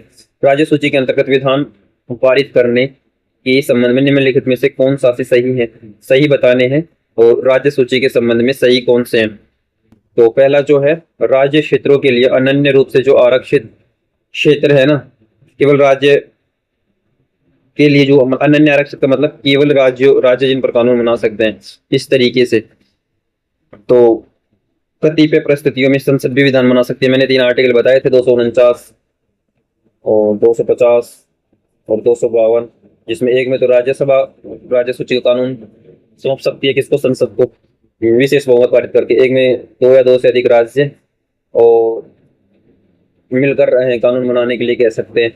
और तीसरा, अगर राज्य विधानमंडल को विशेष बहुमत पारित करके अपने लिए कानून बनाने के लिए कह सकती है। तो पहला तो सही स्टेटमेंट है, तो एक स्टेटमेंट सही है। दूसरा, राज्य सूची के अधीन आने वाले किसी भी विषय पर किसी भी परिस्थिति में संसद विधान नहीं बना सकती। क्योंकि हमें एक चीज और नोटिस करना है, जो भी ऐसे एक्सट्रीम सा जब लगता है ना, एक्सट्रीम सा स्टेटमेंट लगता है जिसको कभी भी नहीं, सभी, और इस तरीके के जो क्वेश्चन होते हैं वो मैक्सिमम तो गलत ही होते हैं, आपको ये याद रखना है। तो इसमें देखो, किसी भी परिस्थिति में ऐसे लग रहा है बहुत ही वेग सा स्टेटमेंट, तो ये गलत है। बना सकती है संघ सूची में, संसद जो है राज्य सूची के विषय पर कानून बना दो सकती है, तो दूसरा गलत हो जाएगा। पहला सही।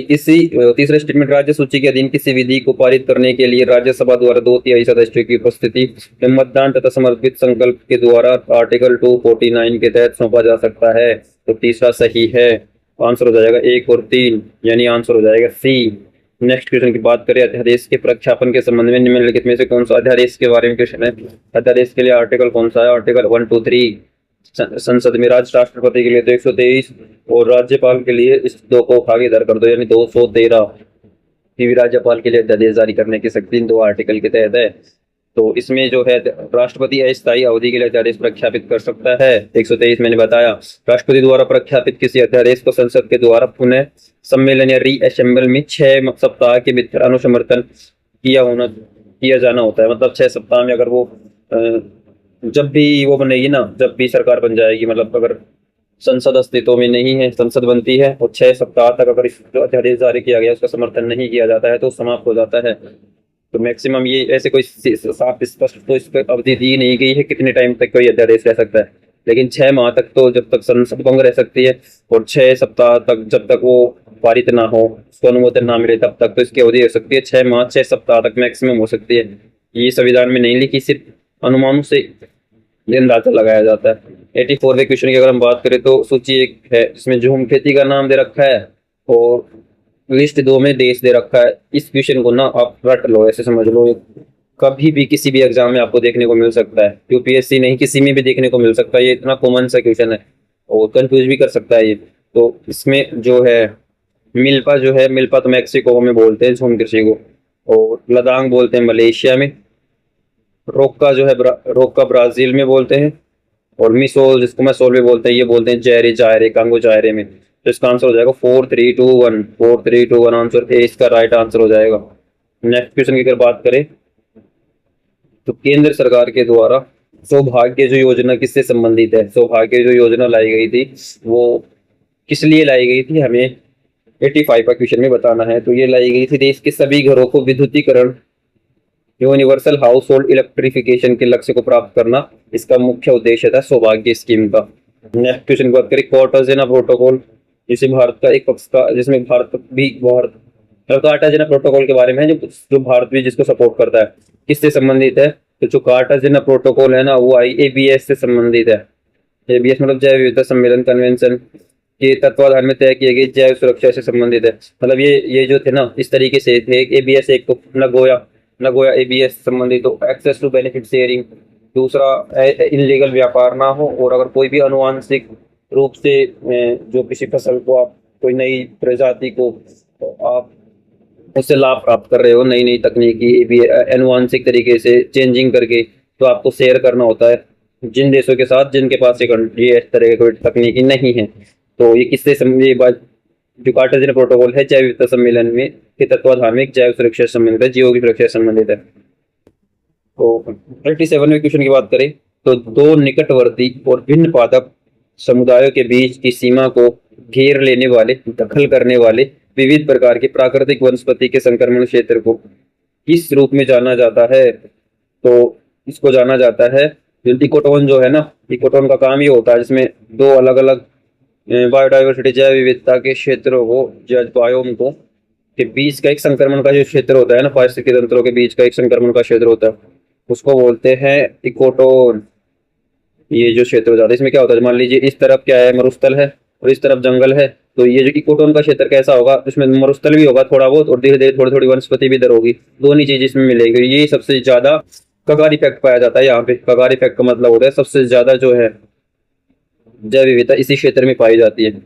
तो ये केवल मरुस्थल और घास के मैदानों के बीच ही नहीं, समुद्र के बीच में और स्थल के बीच में भी हो सकता है। तो इन दोनों इस तरह के जो संक्रमण का क्षेत्र होता है उसको इकोटोन जोन बोलते हैं। सुलह कुल के बारे में, सुलह कुल के बारे में हिस्ट्री से आ गया मेडाइवल। सुलह कुल की नीति किसकी थी, अकबर की। तो इसके बारे में क्वेश्चन पूछ रखा है कि इसका अर्थ क्या है। इसका अर्थ है परम शांति। इसका अर्थ क्या है, परम शांति दे रखा है। तो सही है, सुलह कुल का मतलब होता है परम शांति। और यह सभी धर्मों एवं विचारों के लिए अभिव्यक्ति की स्वतंत्रता की संभावना मनाता है। सही है, सभी धर्मों के लिए था स्वतंत्रता। सुलह कुल का आदर्श राज्य नीतियों के माध्यम से कार्यान्वित किया गया था। कार्यान्वित कौन, राज्य की जो नीतियां थी ना आदर्श, उनके द्वारा ही किया गया था सुलह कुल नीतियों का। तो बी आंसर हो जाएगा। मुगल राजाओं की धार्मिक नीतियों के बारे में निम्नलिखित कथनों में से कौन सा से सही नहीं है। 1563 में तीर्थ यात्रा पर कर समाप्त किया गया तथा 1564 में गैर मुस्लिम प्रजा पर जजिया कर समाप्त किया गया।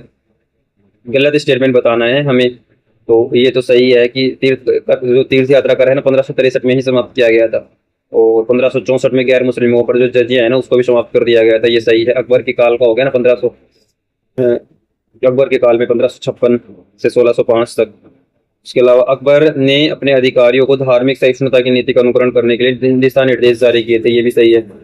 और नेक्स्ट क्वेश्चन की नेक्स्ट स्टेटमेंट की बात करें, पूजा स्थलों के निर्माण में रख रखाव के लिए सभी मुगल सम्राटों ने आर्थिक अनुदान दिया था। ये देखो, ये वेग स्टेटमेंट हुआ, एक्सट्रीम सा लगा, और हमने इसको काट दिया क्योंकि सभी जो मुगल जो सम्राट थे वो एक जैसे थोड़ी ना थे। कुछ कट्टर भी थे जो केवल मुस्लिम धर्म को बढ़ावा देना चाहते थे, जैसे बाबर सरीके। तो ये गलत स्टेटमेंट हो जाएगा, गलत ही हमें बताना था। तो इसका आंसर क्या हो जाएगा, सी इसका राइट आंसर हो जाएगा। युद्ध के दौरान मंदिरों को हुए नुकसान की मरम्मत के लिए शाहजहां औरंगजेब के शासनकाल में बहुत से मंदिरों को अनुदान दिया गया था। तो नेक्स्ट क्वेश्चन अगर बात करें इसका, तो आंसर तुलसीदास किस ग्रंथ के रचयिता थे। रामचरितमानस भी तुलसी का था, कवितावली तुलसीदास की, लेकिन पदावली जो है ना वो तुलसीदास की नहीं थी, कवितावली थी, रामचरितमानस था। तो तुलसीदास के इसमें दो रचना है, डी है 1 और 3। नेक्स्ट क्वेश्चन की बात करें, पदावली किसकी रचना थी, ये आपको कमेंट बॉक्स में कमेंट करके बताना। 91वां जो क्वेश्चन है, निम्नलिखित शर्तों में से किस एक पर 18वीं सदी के आरंभ में मराठाओं ने 15,000 घुड़सवारों सैन्य दस्ते के साथ मुगल राजा के अधीन कार्य करना एक्सेप्ट किया था, स्वीकार कर लिया था। तो दक्कन और दक्षिणी भारत में चौथ और सरदेश मुखी कर लगाने का जो अधिकार है ना, उसके तहत इन्होंने क्या किया, मुगल राजा के अधीन रहना और उनके अधीन कार्य करना स्टार्टिंग करते हैं, उसको एक्सेप्ट कर लिया था, शुरुआत कर दिया था। नेक्स्ट क्वेश्चन बात करें, परिसीमन आयोग के अनुसार भारत के संविधान के अनुच्छेद 333 के अधीन किस राज्य विधानसभा के सदस्यों की अधिकतम संख्या कितनी हो सकती है, जो डिलिमिटेशन कमीशन बनाया गया था ना उसके अनुसार। और किसके तहत, आर्टिकल कौन सा, 333। तो आर्टिकल 333 के तहत मैक्सिमम जो राज्य विधानसभा की सदस्यों की संख्या हो सकती है वो 5 हो सकती है। नेक्स्ट क्वेश्चन की अगर बात करें, निम्नलिखित में से यह पहला गैर सरकारी सदस्य कौन था जो 24/8/1925 को केंद्रीय विधानसभा सेंट्रल लेजिस्लेटिव असेंबली का अध्यक्ष निर्वाचित हुआ था। पहला अध्यक्ष कौन बना था, तो ये बना किसमें था, पहले तो जब 1922 में जो स्वराज अलग से पार्टी बनी थी, स्वराज पार्टी, वो जीती और सत्ता में आई। उसके बाद इन्होंने क्या किया, जो विठल भाई जे पटेल है ना, उसको ये सफल हो गए थे किसके लिए, अध्यक्ष बनाने के लिए। ये जो पार्टी जो थी स्वराज पार्टी, तो पहली बार अध्यक्ष बने थे 1925 में विठल भाई जे पटेल। नेक्स्ट क्वेश्चन की अगर बात करें, तो लोकसभा अध्यक्ष उपाध्यक्ष के संबंध में कौन सा से सही है, मतलब इनमें सही स्टेटमेंट बताने, सही कौन कौन से अध्यक्ष उपाध्यक्ष के संबंध में। तो लोकसभा के भंग होने पर अध्यक्ष एवं उपाध्यक्ष ही सदन के सदस्य नहीं रह जाते। अगर लोकसभा भंग हो जाते, क्योंकि किसके, सदन के सदस्य नहीं रह जाते। तो 94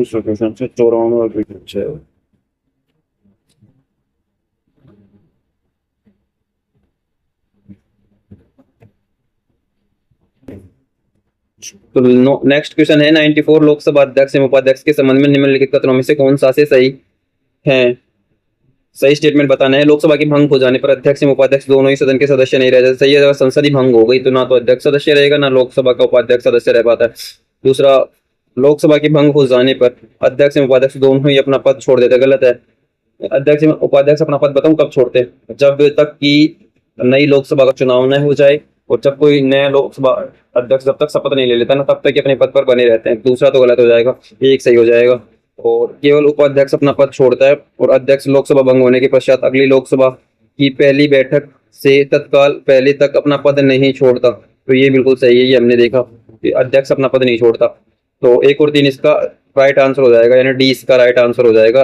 नेक्स्ट क्वेश्चन की अगर बात करें, लोकसभा के सभापति के पैनल के संबंध में, मतलब नमी का ये वो अध्यक्ष हो गया एक प्रकार से, कि पैनल से संबंध में लिखित कथनों में से कौन सा एक कथन सही है।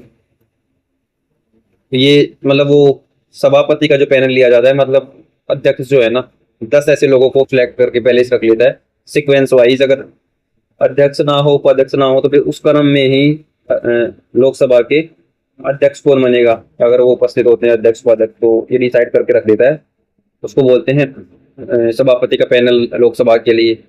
तो इसके संबंध में क्वेश्चन है कि सही बताने हैं हमें। तो सभापति का पैनल केवल शासक दल से होता है, ये जरूरी नहीं है। अध्यक्ष किसी भी दल से उस 10 लोग जो सिलेक्ट करता है उसमें किसी भी दल से व्यक्तियों के नाम चूज कर सकता है, जरूरी नहीं है कि उस शासक दल से ही हो। तो एक तो गलत हो जाएगा। सभापति का पैनल विभिन्न राजनीतिक दलों द्वारा नामित किया जाता है और अध्यक्ष लोकसभा के द्वारा नियुक्त किया जाता है, ये बिल्कुल सही है। सभापति का पैनल 10 सदस्यों से मिलकर बना होता है। जब अध्यक्ष एवं उपाध्यक्ष दोनों सदन में नहीं होते तब उन सदस्यों में से एक सदस्य सदन का सभापति, ये मैंने बताया ही था। लेकिन ये जो पैनल चुना जाता है ना, ये चुना जाता है जो राजनीतिक दलों के द्वारा नामित किया जाता है, विभिन्न राजनीतिक दलों के द्वारा नामित किया जाता है। तो आंसर क्या हो जाएगा? 2 और 3 बी आंसर हो जाएगा। नेक्स्ट क्वेश्चन की अगर बात करें, निम्नलिखित कथनों में से कौन सा एक सही नहीं है। हमें गलत स्टेटमेंट बताना है। 96 क्वेश्चन में, महोगनी उष्णकटिबंधीय वर्षा वनों की इमारती लकड़ी की एक प्रजाति है, बिल्कुल सही स्टेटमेंट है। चैपरल की बात करें तो वनस्पति ताइगा जलवायु में पाई जाती है। चैपरल झाड़ीवन टैगा, ये गलत है, चैपरल टैगा में नहीं पाई जाती। लाइकेन मुख्य रूप से टुंड्रा के क्षेत्र में पाया जाता है और जो साल आर्द्र पर्णपाती वन की एक प्रतिनिधि वनस्पति है, तो चैपरल भी टुंड्रा में ही पाई जाती है। तो बी आंसर राइट आंसर हो जाएगा क्योंकि गलत पूछा है। नेक्स्ट क्वेश्चन की अगर बात करें तो कावेरी नदी घाटी सुविकसित है। सही स्टेटमेंट बताना है कि जो कावेरी नदी घाटी है ना वो सुविकसित है, अपने आप में विकसित नदी घाटी है, तो ये सही है। अलकनंदा की बात करें तो नदी घाटी अभी भी विकसित हो रही है। अलकनंदा जो है उससे कौन सी नदी अलकनंदा निकलेगी, तो इसके द्वारा जो नदी घाटी बनाई जाती है ना वो अभी विकसित हो रही है धीरे धीरे, क्योंकि हिमालय से निकलने वाली है और हिमालयी नदियां धीरे धीरे अपने विकास की ओर बढ़ रही है, विकसित हो रही है मतलब। तो ये भी सही है। कृष्णा नदी पूर्व की ओर बहने वाली सबसे बड़ी प्रायद्वीपीय नदी, नहीं पूर्व की ओर तो बहती है लेकिन सबसे बड़ी प्रायद्वीपीय नदी नहीं है। सबसे बड़ी प्रायद्वीपीय नदी है महानदी जो है, वो सबसे बड़ी प्रायद्वीपीय नदी हो गई। उसके अलावा इसका आंसर क्या हो जाएगा? इसका आंसर हो जाएगा 1 और 2 है, इसका राइट आंसर हो जाएगा। नेक्स्ट क्वेश्चन की अगर बात करें तो कोपेन के द्वारा किए गए भारत के जलवायु वर्गीकरण के अनुसार विशाल उत्तरी जो मैदान है उसकी किसके द्वारा निरूपित किया जाता है? कोपेन के जलवायु वर्गीकरण के तहत विशाल जो उत्तरी मैदान है वो इनमें से किस साइन जो है उससे निरूपित किया जाता है? तो जो CWG जलवायु है वो किया जाता है, उत्तरी विशाल के मैदान को दर्शाता है। और ये जो है AS जो जलवायु मरुस्थलीय जलवायु को, और ये भी भिन्न भिन्न जलवायु को दर्शाती है। तो 99वें क्वेश्चन की बात करें तो निम्नलिखित स्थानों में से किस स्थान पर अधिकतम वर्षा, सबसे ज्यादा वर्षा हैदराबाद, बेंगलुरु, दिल्ली, रायपुर में से सबसे ज्यादा वर्षा कहाँ पे होती है? तो रायपुर, छत्तीसगढ़ में सबसे ज्यादा वर्षा होती है इनमें से, इन ऑप्शनों में छत्तीसगढ़ में ऑप्शन, क्योंकि बंगाल की खाड़ी वाली जो शाखा होती है ना उससे, और बाद में ये जो अरब सागर वाली शाखा भी मिलकर दोनों बारिश करते हैं यहाँ पे। निम्नलिखित देशों में से किस देश की सीमा दक्षिण अफ्रीका के साथ, साउथ अफ्रीका के साथ साझा नहीं होती? साउथ अफ्रीका जो अफ्रीका का सबसे दक्षिण में स्थित देश है, जो नामीबिया, बोत्सवाना से भी, नामीबिया से, और यहाँ तक कि जिम्बाब्वे से भी अपनी क्या करता है सीमा साझा करता है, लेकिन जाम्बिया से सीमा साझा नहीं करता है। जाम्बिया थोड़ा ऊपर बढ़ जाता है क्योंकि जाम्बिया ऐसे होता है, फिर इसके नीचे जिम्बाब्वे होता है, इधर बोत्सवाना, इधर नामीबिया, और इस प्रकार से नीचे पूरा फिर हो जाता है साउथ अफ्रीका। तो जाम्बिया से सीमा साझा नहीं करता, ये आंसर आ जाएगा इसका। नेक्स्ट क्वेश्चन की बात करें तो अमृतसर की संधि के बारे में निम्नलिखित कथनों पर विचार कीजिए। अमृतसर की संधि किसके बीच में हुई थी? रणजीत सिंह और अंग्रेजों के बीच में हुई थी। ये हमने वो हमारी जो सीरीज है क्विक रिवीजन की, उसमें भी मैंने अच्छे से समझाया इस सारी संधियों को, आप उसको भी जाकर फॉलो कर सकते हैं। इस संधि के द्वारा पंजाब एवं ब्रिटिश भारत के बीच सतलज को सीमा के रूप में निर्धारित किया गया। इसके अलावा इस संधि की में के बाद महाराजा रणजीत सिंह जम्मू मुल्तान कश्मीर को अपने अधिकार क्षेत्र में मिला लेने में समर्थ हुए थे। तो ये बिल्कुल सही है। और जो संधि थी सतलज नदी है ना, इसके तो नॉर्थ में साउथ में तो रणजीत सिंह नहीं आएगा और अंग्रेज इसके नॉर्थ में नहीं जाएंगे, तो ये बाउंड्री के रूप में तैयार की गई थी। और उसके बाद में क्या होता है, रणजीत सिंह को अपनी साउथ की साइड से तो निश्चिंत हो गया कि अंग्रेज तो आक्रमण नहीं करेंगे संधि के बाद। उन्होंने अपनी सत्ता है ना वो बढ़ानी स्टार्ट कर दी थी किस साइड में, जम्मू मुल्तान और कश्मीर की तरफ से। तो उसको फिर समर्थन मिल गया था इनको इन पर अधिकार करने का, मतलब उसको अधिकार मिल गया था। तो उसका आंसर जो है दोनों स्टेटमेंट बिल्कुल सही है, सी इसका राइट आंसर हो गया। नेक्स्ट क्वेश्चन की बात करें, हड़प्पा लिपि के बारे में निम्नलिखित कथनों में से कौन सा एक सही नहीं है बोल रखा है। हड़प्पा लिपि के बारे में गलत स्टेटमेंट हमें बताना है। तो इसमें लगभग 400 सांकेतिक चिन्ह हैं, सही है। और ये दाई से बाई और लिखे जाते हैं जिसको बोस्त्रोफेदर लिपि बोलते हैं, ये भी सही है। इसे अस्थि सलाखा काओ और एवं आभूषणों पर भी पाया जाता है। इसे अस्थियों पर सलाखाओं आभूषणों पर भी मिलती है। ये पत्र मेलुहा के लोगों से संबंध रखती है, यह मेलुहा के लोगों से संबंध रखती है। ये लिपि संबंधित नहीं है, क्योंकि मोहरी है मेलुहा जो है, मेलुहा मतलब मिस्र के जो व्यापारी होते थे ना उनको, और इस मेलुहा बोला जाता था मिस्र में इन व्यापारियों को सिंधु व्यापारियों को, तो उसे संबंधित नहीं रखती। लिपि संबंध नहीं रखती, तो डी आंसर आ जाए इसका, मोहरों से संबंधित है। निम्नलिखित कथनों में से कौन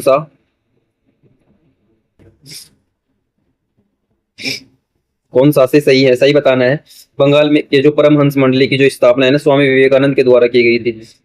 परमहंस मंडली की तो स्थापना की थी, इनके जो गुरु थे ना स्वामी विवेकानंद के, रामकृष्ण परमहंस, तो उन्होंने की थी। विवेकानंद ने तो जो रामकृष्ण मिशन स्टार्ट किया था 1897 में, पिछले एक क्वेश्चन में मिलान वाले क्वेश्चन में हमने इसको किया था।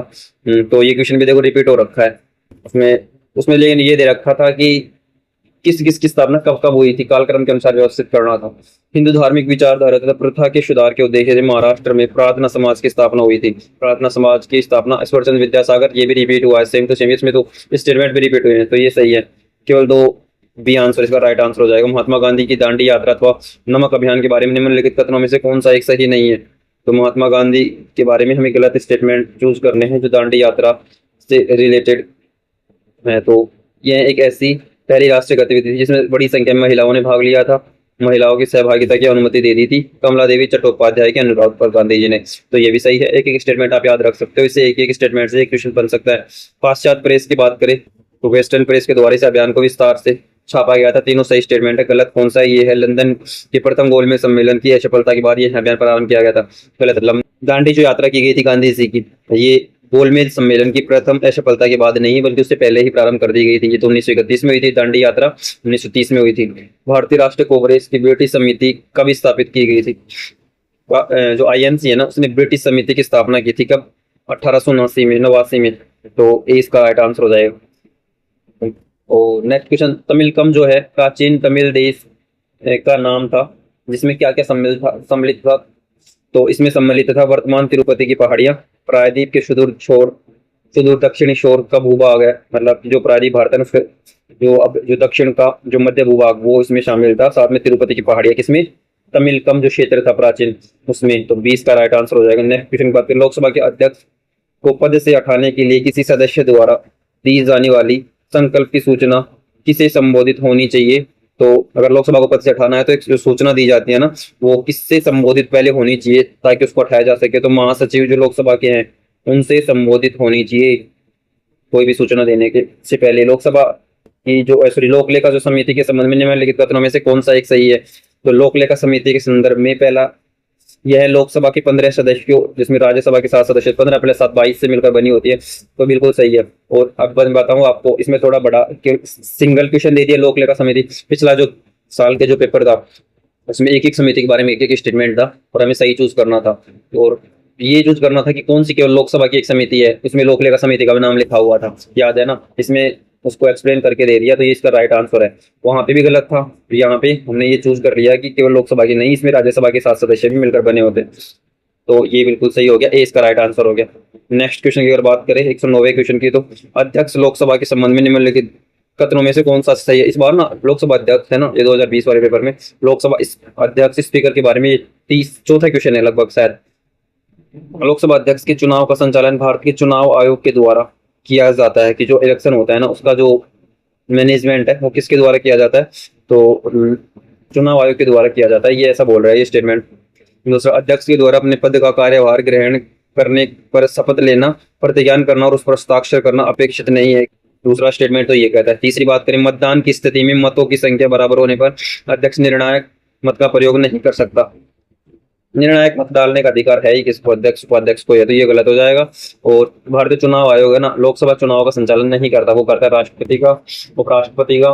इसके अलावा जो राज्य विधानसभा का चुनाव जो होते हैं, संसद के चुनाव जो होते हैं उनका करता है, तो ये भी गलत हो जाएगा। तो सही आंसर केवल बी सही है, कि उसको हस्ताक्षर करना, प्रतिज्ञान करना अपने कार्यभार ग्रहण करने पर। इसकी क्या है, नीड नहीं है, अपेक्षित नहीं है, कर भी सकते हैं, नहीं भी करे। संविधान सभा के अध्यक्ष कौन बना था, तो संविधान सभा के अध्यक्ष तो डॉक्टर राजेंद्र प्रसाद बने थे। नेक्स्ट क्वेश्चन की अगर बात करें, तो किसी अभी क्वांट के क्वेश्चन आ गए और रीजनिंग के, तो मैं आपको आंसर बताते चलता हूँ क्वेश्चन दिखा के, बाकी आप अपने आप से कर लेना और मैं फिर करवा दूंगा। इसका आंसर सी हो जाएगा 111वें क्वेश्चन का। और 112वां जो क्वेश्चन है उसका जो आंसर हो जाएगा वो भी सी हो जाएगा। 113वें क्वेश्चन का आंसर डी हो जाएगा। 114वें जो क्वेश्चन है इसका आंसर भी डी हो जाएगा। 115वें जो क्वेश्चन है उसका आंसर बी हो जाएगा। 115वें का बी, 16वें का ए, 17वें और 18वें का फिर से बी आंसर हो जाएगा। और 119वें क्वेश्चन का जो है 119वें क्वेश्चन का आंसर ए, 120वें क्वेश्चन का आंसर भी ए, 121वें क्वेश्चन का आंसर फिर से सी हो जाएगा। जो 22वें क्वेश्चन है उसका आंसर सी हो जाएगा। और 123वां जो क्वेश्चन है उसका आंसर, क्वेश्चन दिखा रहा हूँ मैं आपको कंप्लीट, आप उसको सॉल्यूशन कर लेना। 123वें क्वेश्चन का आंसर भी ए हो जाएगा। 124वें क्वेश्चन का भी ए हो जाएगा। नेक्स्ट फाइनल जो इस साल का क्वेश्चन इस बार क्या था, ए सीरीज में क्वांट सबसे लास्ट टाइम पहुंची गई थी, तो उसका आंसर फाइनल क्वेश्चन का आंसर डी हो जाएगा। तो ये हमारा ओवरऑल कंप्लीट डिस्कशन था। हमने देखा कि कुछ टॉपिक जैसे स्पीकर का टॉपिक हो गया, इसमें 5-5, 6-6 क्वेश्चन, 4-4 क्वेश्चन एक साथ पूछ रखा है, और कितने क्वेश्चन रिपीट हुए हैं, कितने स्टेटमेंट पहले स्टेटमेंट जब क्वेश्चन बन गए, और कितने क्वेश्चन थे जो अभी स्टेटमेंट के रूप में आ रहे हैं। तो इस बस यही तो फायदा है PYQs का, ताकि हमने अभी 4 साल की कंप्लीट कर ली। जैसे जैसे हम कंप्लीट करेंगे ना, तो अभी के लिए आपको क्या करना है, चैनल को सब्सक्राइब, वीडियो को लाइक, शेयर, और कमेंट में हमको बताना है कि कहाँ कोई कमी रह गई थी जिसको हम सुधार कर सकते हैं और कुछ अच्छा कर सकते हैं। यही इसके साथ ही आज से हमारी एक CSET के नाम से सीरीज स्टार्ट हो रखी है, मैथ रीजनिंग की। उसमें हम स्टार्टिंग तो UPSC को PYQ से ही करेंगे कुछ दिन तक, जितने भी PYQs हैं, जितने दिन तक चलेंगे ना, फिर देन हम एक्स्ट्रा उनके बेसिस पे नए नए क्वेश्चन, तो ये चलने वाला है साल भर, बस अभी चलता रहेगा। CSE 2000 अगर आप 27 की 2028 के लिए प्रिपरेशन कर रहे हो तो आप उस सीरीज को ज्वाइन कर सकते हैं। CSET सीरीज के नाम से है, हिंदी मीडियम के लिए खासकर। इसके अलावा वो तो CSET के कोई भी ज्वाइन कर सकता है उसको। तो अभी के लिए इतना ही, धन्यवाद।